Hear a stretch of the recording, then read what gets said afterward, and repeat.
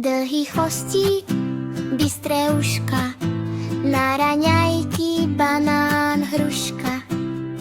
Náš krekot je džungľa a ulica, v kuchyni sa krmi oranžová opica. Ty si rozprávková, pýta sa Latka nesmelo.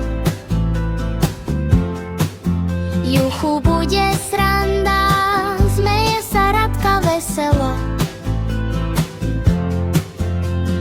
Obe dievky berú ju za ruku, utekajú s ňou zadom na lúku.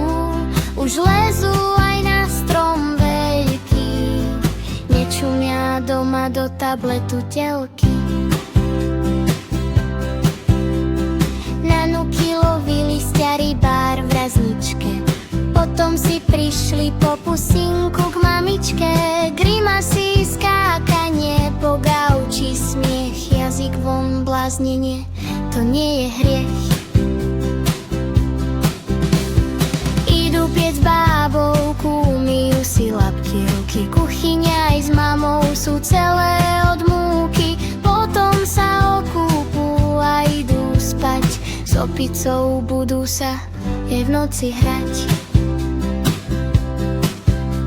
A keď sa zobudia s úsmevom na líci, povedia nám ďalší príbeh o opici.